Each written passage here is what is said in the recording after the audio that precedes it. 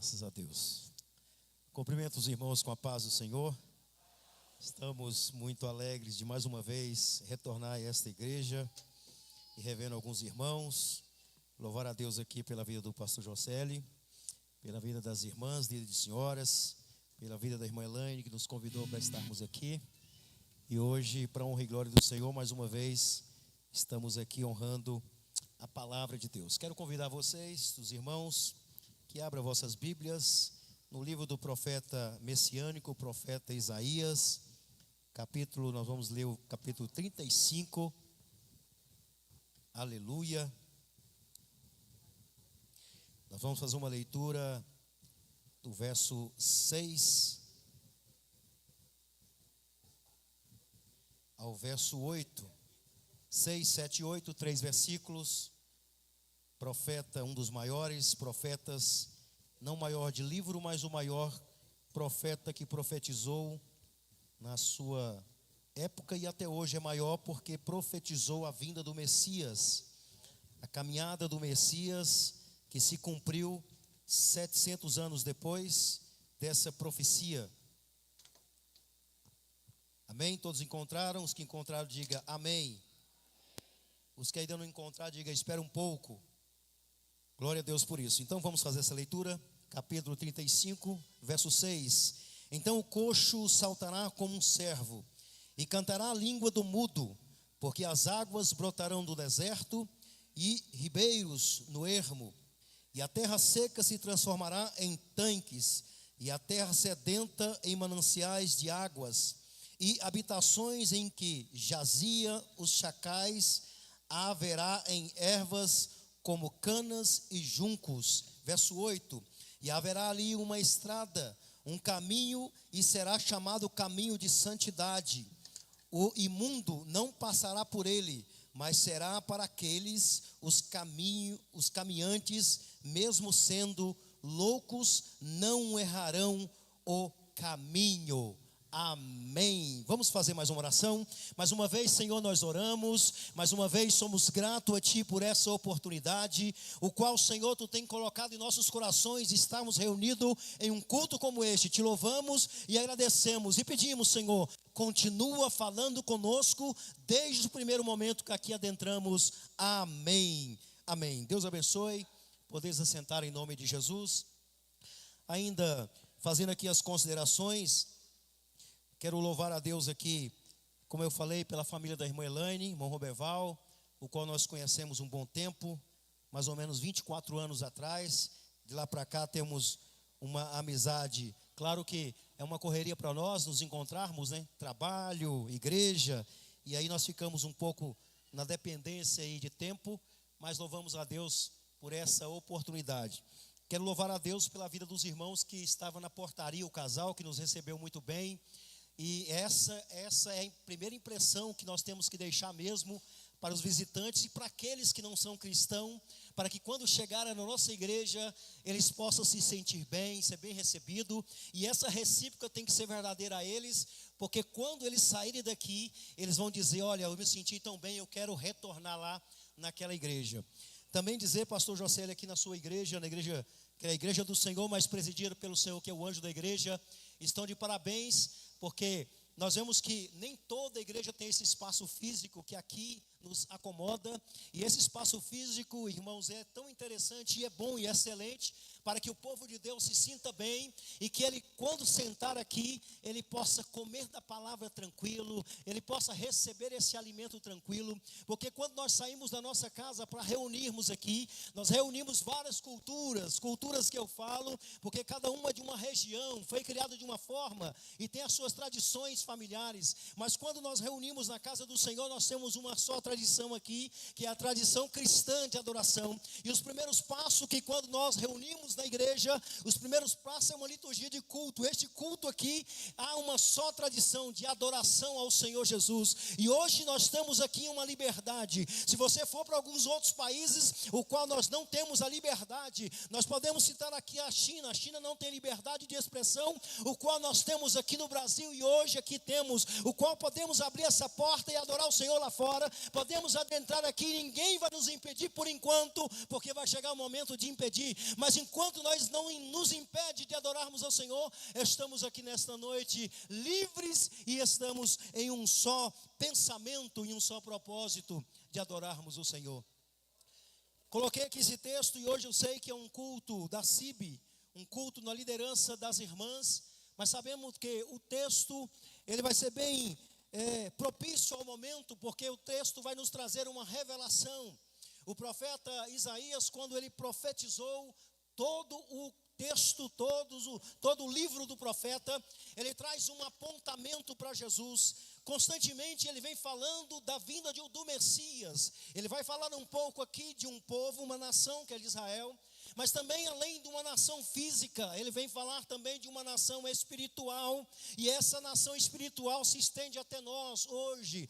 Há 700 anos até a chegada de Jesus se estendeu a ele espiritualmente, porque Jesus veio chancelar, Jesus veio trazer aliança, e essa aliança agora ela foi se estendida a nós, porque outrora nós não pertencíamos a uma nação qual é espiritual, e precisava Jesus vir para quebrar alguns tabus, alguns procedimentos. Jesus veio para trazer uma instrução, e essa instrução que é o verdadeiro instrutor é aquele que pega na mão. Lá nos seus primeiros passos da pedagogia, a área pedagógica, o professor pegou a sua mãozinha e foi lá e começou a dizer para você, circula a letra, circula o número, e você começou a fazer a letra A e foi circulando. Ali é o verdadeiro instrutor. Jesus é o nosso verdadeiro instrutor, e nesse texto ele vai nos enfatizar através do profeta que ele tem sido o nosso verdadeiro instrutor. Aleluia. Mas eu queria iniciar aqui então esse texto, começando aqui com uma introdução do capítulo 35, do verso 1 ao 10. E nós vamos fazer uma rápida reflexão dentro desse texto e trazendo um contexto para nós, contextualizando para nós como igreja espiritual em um momento que estamos vivendo e precisamos da espiritualidade no nosso meio. Quando eu estava aqui ouvindo a adoração e vendo a necessidade de nós adorarmos o Senhor, porque há essa necessidade, porque é ela que nos conecta com o Senhor. O Espírito Santo vai trabalhar ali, trazendo uma letra de hino, e você começa a meditar nessa letra, então você começa a entronizar com Ele, você começa a conectar com Ele, e isso é online, isso é perpetuado entre você e Ele. Isso traz para nós uma alegria de espírito, e sabermos que quando estamos reunidos na presença do Senhor, isso faz muito notório, porque é isso que o Senhor quer de nós em uma reunião como essa. Então aqui eu quero trazer uma rápida reflexão do verso 1 ao 10, o qual ele diz que aqui é um poema que o profeta vai estar profetizando ao povo. E ele diz que a terra seca, o primeiro, que a terra seca será fértil para a outra vez ela ser animada, o que és tão repreensivo ou apreensivo. O que ele quer dizer com isso? Ele está dizendo que no primeiro versículo, no primeiro momento, nós éramos terra seca. Isso eu estou trazendo uma contextualização para nós, que outrora nós éramos secos literalmente que eu digo na alma. Outrora nós não tínhamos uma educação espiritual, outrora nós não tínhamos dicção espiritual, outrora nós não tínhamos discernimento espiritual. E quando nós falamos de terra seca e olhamos para quando o homem trabalha a terra, para arar essa terra, preparar ela ao plantio, ele prepara então, ele começa a gradear essa terra. E quando ele vê que ela está seca, ele espera um momento de cair chuva. Se não cair chuva, ele vai tentar regrar essa terra. Assim também é Jesus na nossa vida. Quando nós aceitamos a Ele como o nosso único Salvador, levantamos a nossa mão e confessamos diante dos homens, diante de Deus, Ele então começa agora a regrar essa terra, a nossa vida, através do Teu Espírito Santo. E agora nós não somos mais irrepreensível. O que é o irrepreensível? É aquela pessoa que precisa ser repreendida, é aquela pessoa que continua errando e precisa ser trazida ao caminho. Agora nós não precisamos disso, por quê? Porque agora o Senhor regra a minha vida através da sua palavra, e o Espírito Santo me traz discernimento como eu devo me comportar diante dele. Mas ainda num segundo momento, um segundo ponto, ele diz que a enfermidade dará lugar à saúde e o deserto à água. Aleluia. O que eu entendo aqui? O que eu posso então trazer uma contextualização para mim? Porque agora eu andava enfermo, e a enfermidade aqui ela é espiritual, não é física. O Senhor trabalha o físico, trabalha, mas quando falamos de uma doença psicossomática, segundo os estudiosos, que quando há essa doença da mente, ela também vai trazer uma doença física, vai desencadear outros tipos de doença no seu corpo, no seu estômago, enfim. Mas então quando o Senhor trabalha aquilo que nós estamos precisando espiritualmente, quando eu não estou desvirtuando do seu caminho, e eu preciso me libertar de algo, aleluia, o Senhor começa a trabalhar nisso, e agora eu tenho uma vida espiritual diferente, porque agora o meu físico está sendo curado, porque a minha alma é curada, aleluia. Falo isso porque poucos dias atrás, conversando com uma psicóloga, além de ser psicóloga, também é psicanalista, psiquiatra, fez algumas pós na vida dela, e ela dizendo para mim, uma psicóloga cristã, e ela disse assim: o homem todos os dias necessita ser curado espiritualmente, porque ela disse: eu não consigo curar o físico, a alma do homem, sem o espiritual ser curado pelo Senhor Jesus, porque através disso nós entendemos que há uma necessidade. Por quê? Porque aquele que nos criou, aquele que nos formou, ele conhece a criatura, ele conhece aquilo que ele formou, então só ele tem o antídoto, e só ele pode trabalhar dentro desse contexto, aleluia. Mas continuando aqui nesse texto, ainda o terceiro momento, que uma estrada alta e segura permitirá que os remidos retornarão a Sião. A salvação espiritual e a salvação física andam juntos nos termos da terra liberta, que é a terra liberta do medo, aleluia. Quando o profeta estava trazendo esse escrito, essa fala, ele estava trazendo realmente, literalmente ao povo de Israel.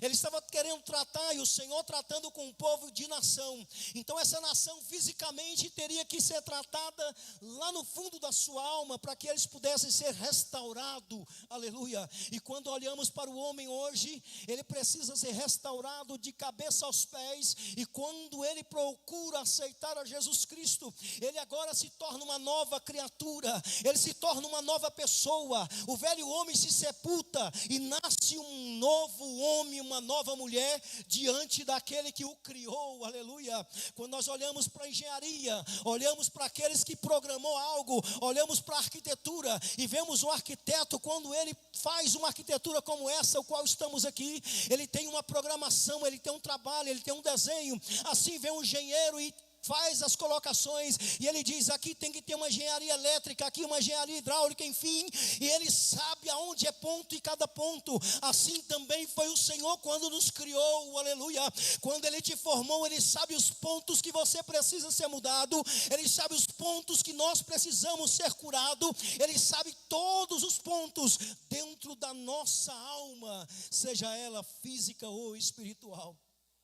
Ele conhece as nossas necessidades, aleluia. Mas continuando ainda dentro desse texto, o verso 1 que eu disse e o verso 2, o profeta fala de um deserto, mas não indica sua localização. Os versos 8 e 10, ele sugere que ele está pensando nos exilados que estavam retornando da Babilônia, os muitos quilômetros de deserto que entra em a Mesopotâmia e a terra, o qual era prometida. Tendo em vista que essas promessas que o rei fez era messiânica, será vista na formosura e na governamentação do Senhor Jesus.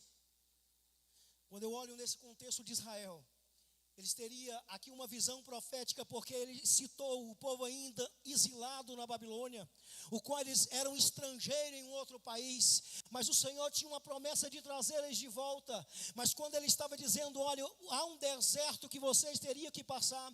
Muitas vezes nós passamos por um deserto e ficamos naquele deserto parado, e o Senhor não quer que paramos no deserto, Ele quer que nós passamos por ele e alcançamos do outro lado. Ele quer que nós tenhamos algumas objeções dentro desse deserto, mas temos algumas preparações, e essas preparações nos levam a alcançar do outro lado. Algumas vezes nós temos alguns pensamentos, alguns sonhos, e esses sonhos só são realizados se eu colocar os meus pés para andar, se realmente eu querer galgar aquilo que eu quero alcançar. Ninguém alcança uma faculdade se não iniciar essa faculdade. Ninguém conclui a faculdade se ele não colocar nos seus pensamentos, na sua vida, e dizer, eu vou concluir no nome de Jesus. Concluir, o Senhor vai te ajudar, mas você tem que caminhar, você tem que estudar, você tem que se preparar e concluir isso.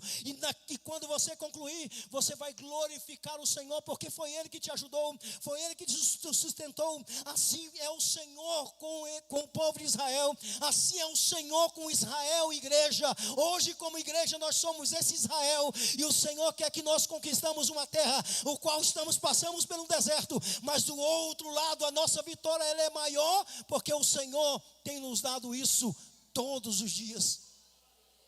Aleluia.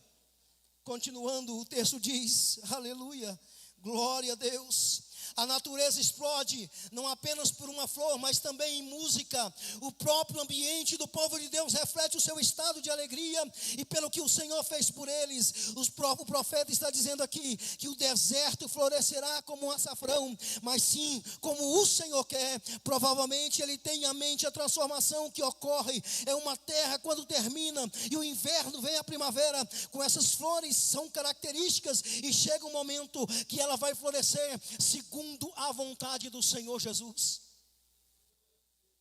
Eu trabalhei algumas vezes aqui no Sepaigo. No ano de 96 trabalhei aqui. Vim aqui em algumas rebeliões. Trabalhava em Goiânia, mas vinha para cá, fiquei algumas vezes aí de prontidão. E nós observando algumas pessoas que estavam ali, e eu ficava pensando nesse texto. Hoje, quando eu estava lendo, pensando nesse texto, que algumas vezes, para contextualizar, nós entendemos que algumas pessoas não floresciam, mas quando você falava com elas e levava a palavra, ela começava a florescer. Florescer como, pastor? Florescendo porque ela começava a chorar e reconhecia os seus erros, e dizia, eu quero melhorar, mas não dou conta. Mas ela só dá conta se realmente Jesus chegar até ela. Ela só dá conta se realmente ela dá os passos para Jesus. Ela só dá conta se nós sairmos do nosso aconchego e ir até ela e levar essa palavra. Ela só dá conta se nós pegarmos ali na mão como um verdadeiro instrutor, porque o verdadeiro instrutor segura na mão. O verdadeiro instrutor ele conduz. O verdadeiro instrutor ele ensina os passos que deve andar na presença do Senhor, porque é isso que o Senhor requer de nós. Foi isso que o Senhor queria para que Israel saísse do deserto e alcançasse a terra prometida. Aleluia. Nós só alcançamos essas pessoas que estão desgarradas, que são flor ou são açafrão que ainda morreram. Porque quando você planta um pé de açafrão, ou o próprio açafrão, claro que não plantamos o pé, mas plantamos ali aquele açafrão mesmo, aquela semente, né? Falamos como semente, porque na chácara onde eu moro, lá nós plantamos, tem um açafrão plantado, e nós arrancamos ele, e de repente ele começa a florescer. Quando vem essas chuvas, está lá lotado de açafrão, vários pés. Hoje eu estava lá tentando arrancar um, e quando eu arranquei, saiu ali um pedaço de açafrão, e eu pensando, gente, como que é isso? Eu arranquei todos os açafrão que estava aí, e de repente ele estava florescido, e tinha vários naquele lugar. Sabe o que o Senhor está dizendo aqui? Que quando ele começa a regrar na nossa vida, nós começamos a dar muitos pés de açafrão, para a honra e glória do seu nome. Nós começamos a dar flores, porque o Senhor regra a nossa vida. E que flores são essas? É nós sermos mais educados, é nós sermos mais amorosos, é nós sermos mais companheiros, é nós sermos mais empáticos com o outro, porque quando isso acontecer, o Senhor vai mover as nossas vidas, e nós vamos florescer para a honra e glória do seu nome. Aleluia. Continuando, aleluia, o verso 2, Nós falamos do deserto, o Espírito de Deus fará a terra voltar a ser fértil. Então eles se alegrarão dos elementos da criação, que reflete a alegria do povo de Deus quando vem e vê a sua salvação. No verso 2, a glória do Líbano, que é o Saron. Trata-se da reversão do juízo mencionado em Isaías 39:9. A glória do Senhor será testemunhada quando os cativos retornaram da Babilônia. No verso 4, o profeta retorna brevemente à sua época, aonde ele estava com medo, que tomou conta dos corações, tanto do povo, quanto diante das ameaças externas. Especialmente, o medo do coração afeta a capacidade das mãos de trabalhar para Deus, para o Senhor, e dos pés de andar em seus caminhos. Isto poderia significar, então, que o retorno do exilado, no verso 10, está à vista, e ela é preciosa aos olhos do Senhor. O que eu aprendo aqui? Eu aprendo que de repente vem uma ameaça. Eu aprendo que de repente vem o medo é natural, porque quando o profeta Isaías lá em 1 Reis 17, ele estava com medo, ele fugiu então ali, para ele não ser morto, mas o Senhor quando revelou para ele, disse: fique tranquilo, que eu ainda tenho muitos que não dobraram os seus joelhos, que ainda estão vivos para guerrear junto com você. De repente o medo vem, uma ameaça vem, alguém diz: olha, eu vou te matar, eu vou te pegar, e o Senhor está dizendo: fica tranquilo, porque eu sou maior na sua vida. Fique tranquilo, porque eu velo por aqueles que estão trabalhando por mim. Aleluia. Aleluia. E o interessante é que o profeta, ele estava com um pouco de medo. Ele estava apontando que o próprio Messias, quando viesse, olha só, 700 anos até a vinda do Messias, quantas pessoas já morreram, quantas pessoas ouviu essa profecia já se foram. Mas aqui o profeta continuou dizendo o seguinte: o profeta queria dizer que ele era o nabi, ele era o porta-voz, e esse porta-voz estava dizendo: não fique com medo, porque aquele que prometeu há de cumprir a sua volta. Aquele que prometeu, ele disse que haverá uma terra nova, e essa terra vai ser não só para nós como israelita, mas vai ser para todo o povo de Deus na face da terra. E quando aquele que continua firme há de tomar posse dessa terra, segundo a palavra do profeta Isaías. Aleluia. A ligação aqui, irmãos, desse capítulo, no verso 3 ele diz: confortai as mãos fracas. Essa expressão ela é citada em Hebreus 12:12. Aleluia. A certeza de que o Salvador virá deve nos deixar sossegados. Nesse dia a justiça será restaurada. Olha o que aqui diz em Hebreus 12:12.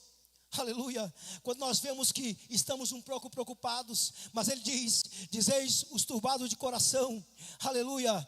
Volta lá, irmão, por gentileza. 12:12. Aleluia. Quando ele estava dizendo que a preocupação, muitas vezes nós ficamos preocupados, ficamos ansiosos, e de repente nós não queremos caminhar quando o Senhor quer que nós caminhamos. A preocupação do povo de Israel, porque eles estavam um pouco exilados, e há uma preocupação porque a sua vizinhança, as nações vizinhas, havia ali uma inveja de querer tomar posse da terra de Israel, mas o Senhor tinha dado uma promessa a eles tinham que dar continuidade àquela promessa, mas havia sim uma promessa que só iria se cumprir se o povo confiasse no Deus que eles serviam. Aleluia. O profeta, além de apontar para aquele momento presente, ele estava apontando para o momento futuro, e o povo esperava o Messias que viria guerrear por eles com mão bélica, com espada, com cavalos, e o Messias não era esse. O Messias queria trazer um amor, queria trazer uma restauração, queria trazer o Espírito Santo de renovação interna para o povo de Israel. Aleluia. O Espírito Santo do Senhor todos os dias, assim profetizou Joel 2:28, que ele iria trazer o seu Espírito e derramar sobre toda essa carne.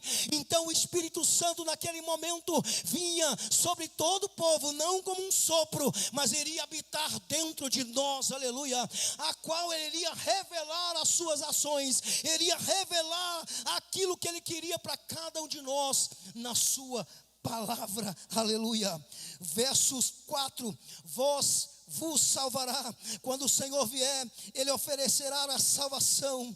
Aleluia. Ele oferecerá uma salvação para todos aqueles que aceitaram a sua palavra. Do 5 ao 7, tendo em vista as frequentes referências, aleluia, aqui as promessas que ele traz para nós são de visões, de audições espirituais, são de restauração de um povo que busca a sua presença, aleluia. Mediante, e o interpretar aqui, há uma harmonia em termos espirituais. No entanto, Jesus aparece numa alusão, no capítulo de Lucas 7, 18 ao 23, ele diz que a linguagem literal, ela é física e espiritual. O que ele estava dizendo? Jesus está dizendo que além de uma igreja física, ele tem uma igreja espiritual dentro de nós. Ele tem uma igreja que necessita de uma liturgia de busca constante. Ele está dizendo que quando nós, caminhando na sua presença, nós vamos alcançar a Nova Jerusalém. Ele está dizendo que há um futuro para essa igreja, que quando ele restaurar essa terra, quando vier o arrebatamento da igreja, porque nós somos pré-tribulacionistas, nós vamos ser levados primeiro e a tribulação vai acontecer. Depois ele há de trazer a igreja, restaurará tudo e nós vamos viver um milênio. O texto aqui também baseia-se nisso. Todo o capítulo, o qual o Senhor há de restaurar a terra, e quem vai habitar nessa terra são todos aqueles que aceitaram a Jesus como seu único Salvador, são todos aqueles que confessaram diante dos homens e diante da igreja quem é o Senhor para nos curar, quem é o Senhor para nos salvar. Eu acho interessante o povo de Israel, porque era um povo que conhecia desde os primeiros passos. Os Talmud diz que as crianças que começavam, iniciaram a leitura da palavra do Talmud, essas crianças eram orientadas em todos os sentidos da palavra, para que eles pudessem se comportar diante do Senhor. Então essas crianças tinham um conhecimento vasto, até os 7, 10 anos eles sabiam quais eram as datas das festas, o qual o povo de Israel estavam ali pleiteando. O Senhor então, quando Ele prepara isso, Ele prepara também para nós estarmos entendendo que a palavra de Deus tem que ser todos os dias anunciada, tem que ser todos os dias ensinada aos nossos filhos, aos netos, enfim, para que eles continuem reverenciando, caminhando e entendendo como se comportar diante disso, como se comportar na escola, como se comportar no trabalho, como se comportar na igreja, porque nós sabemos que o nosso futuro só é garantido diante do Senhor se nós estivermos baseados e embasados nessa palavra. Aleluia. Aleluia. Caminhando para uma conclusão. 5 e 6. Os olhos e os ouvidos dos coxos, dos mudos. As profecias dessas curas cumprir-se-á nas curas físicas e espirituais realizadas pelo Messias. Aleluia. As habitações em que jaziam os chacais, fala da reversão, da devastação de Deus que causou na terra. A menção das canas e juncos também indica a reversão da situação descrita em Isaías. O profeta, ele estava apontando para Jesus, que quando Jesus veio em carne, em forma carnal, em forma física, Jesus então agora começa a fazer curas. Ele cura o coxo, ele cura cego, ele começa então a ressuscitar mortos, e essa profecia se cumpriu em Jesus e se cumpre até hoje em nós, porque quando o Senhor nos usa também nos dons espirituais, nos dons de maravilha, nós também temos esse poder para repreender as enfermidades e para curar no nome de Jesus. Aleluia. Assim escreveu Marcos ali no capítulo 16 versículo 15, quando ele diz que nós também temos esse poder, nós também temos esses sinais, eles seguirão a todos aqueles que crêem. Aleluia. E nós que cremos, sabemos que Jesus deu essa autoridade para nós estarmos dando continuidade a essas promessas. 8 e 9, a promessa de um caminho seguro, é a reversão do juízo de Isaías. Aleluia, aleluia, glória a Deus. O verso 10, os resgatados serão os que foram para o exílio da Babilônia, e depois de restaurados, simboliza os exilos políticos e espirituais, e os cegos e os surdos e coxos físicos espirituais em todos os lugares foram restaurados. Aleluia. Quando eu estava preparando aqui esses tópicos e subtópicos, eu pensando aqui o tanto que o Senhor é inteligente, o tanto que o Senhor é sábio, e o tanto que Ele nos traz discernimento quando estamos lendo a palavra. Ele vai trazendo discernimento para nós dentro desse texto. para nós entendermos que o Senhor Jesus continua curando, que o Senhor Jesus continua restaurando. Aqui naquele momento eram os exilados que estavam na Babilônia. O Senhor diz: eu vou tirar eles do cativeiro. O Senhor estava dizendo para nós também que um dia Ele ia nos tirar do cativeiro. Nos tirou do cativeiro, quem sabe, de uma droga. Nos tirou do cativeiro, quem sabe, de uma prisão da internet. Quem sabe, de uma prisão espiritual, de uma prisão física. Enfim, o Senhor nos tirou um dia que estávamos exilados no pecado, aleluia. E Ele nos restaurou agora para termos uma nova vida, vida em Cristo Jesus, aleluia. Paulo, quando ele escreve Romanos capítulo 8, verso 1, ele traz uma carta à igreja de Roma, instruindo os romanos como deveria se comportar. Ele instrui os romanos sobre o batismo, ele instrui os romanos sobre o pecado. Ele instrui o romano no capítulo 8, verso 1, que diz que nenhuma condenação há para aqueles que estão em Cristo Jesus, que não anda mais segundo a carne, mas segundo o Espírito. Ele estava dizendo: não há condenação ao inferno aqueles que não andam mais segundo os preceitos dessa carne. Assim ele escreve em Gálatas 5, ali a partir do verso 16, quando ele estava dizendo também sobre os frutos da carne e do Espírito. Ele estava dizendo de algumas condenações das paixões da carne. E aqueles que andam nas paixões da carne, ele comete homicídio. Aqueles que andam nas paixões da carne, ele é inveja, comete a inveja, ele é invejoso. Aquele que comete também nas paixões da carne, ele está constantemente desejando as coisas que reprova pelo Senhor, aleluia. Mas quando nós andamos no Espírito, Paulo diz que há mansidão, alegria, paz, há gozo. Quando andamos no Espírito, há paciência, e essa paciência é só gerada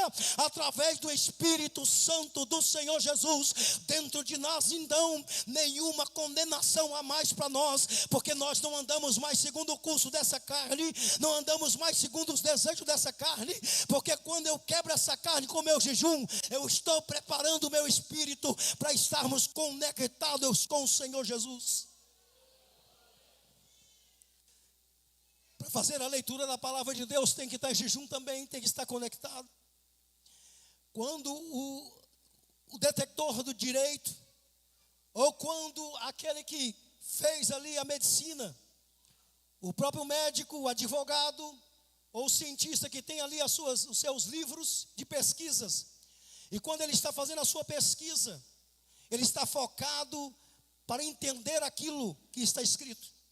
Porque quando for pedir para ele uma referência, ele sabe citar a referência, e ele sabe explicar o que o texto, o livro que ele leu. Assim também é o cristão, porque quando ele pega essa palavra, que é meramente um livro, para aquele que não o conhece, para aquele que acha que é um livro literal, para aquele que acha que é um livro secular, ele abre o livro e ele pensa que, mas são contos, são alegorias, são figuras de linguagem, metáfora. Claro que existe isso também, figura de linguagem e metáfora, mas dentro dessa palavra, através da língua,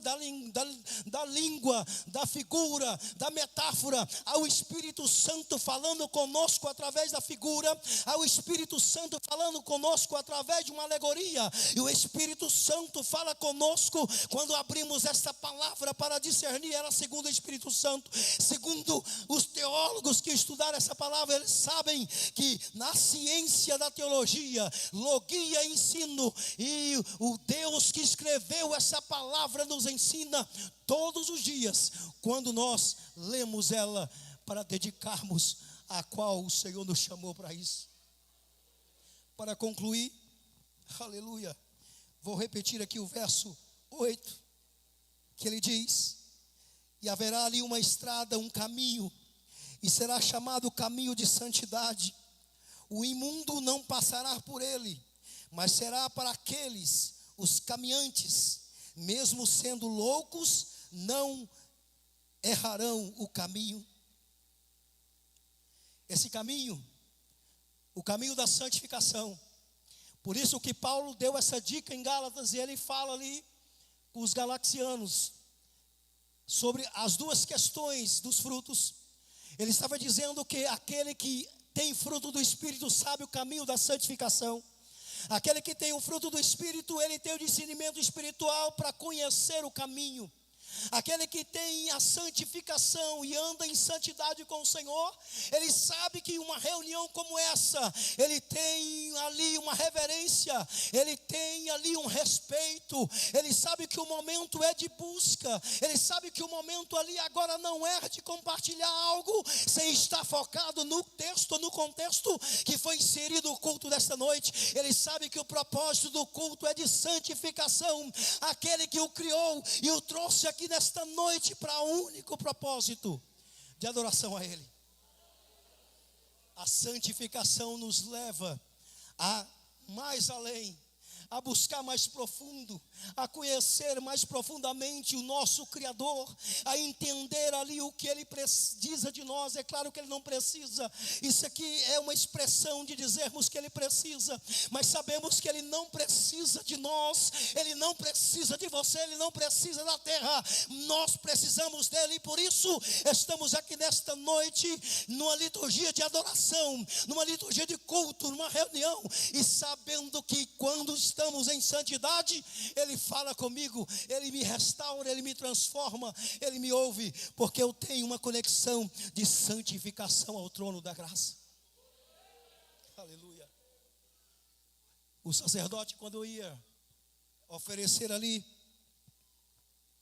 algo no altar, ele tinha que estar com as vestes todas preparadas, passadas, arrumadas, e acima daquelas vestes ainda tinha uma tola, que era um chapéu na sua cabeça, e ele lavava a sua mão. Então havia toda preparação, e todas as vezes, alguns estudiosos dizem que todas as vezes quando ia fazer aquela preparação, eles teriam que estar em oração, em santificação. O pensamento deles não estava fora da tenda, o pensamento deles não estava lá no arraial, estava dentro do propósito que eles estavam ali imbuídos a fazer.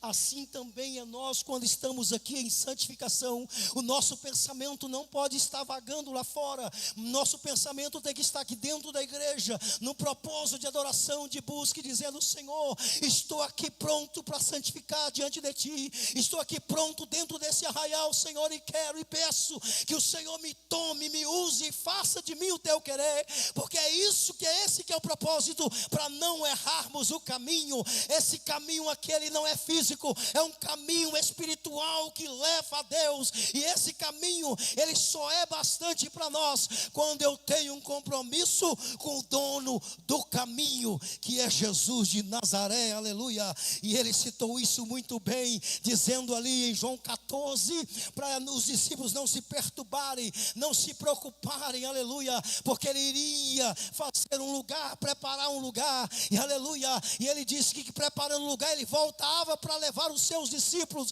levar a sua igreja, e os discípulos: Senhor, nós não sabemos aonde é esse caminho. Jesus: eu sou o caminho, a verdade e a vida, eu sou o caminho da santificação e a vida, eu sou o caminho da verdade e santificação que leva ao Pai. Aleluia. Só Jesus nos leva ao Pai. Glória a Deus. Aleluia. Vamos ficarmos de pé em nome de Jesus.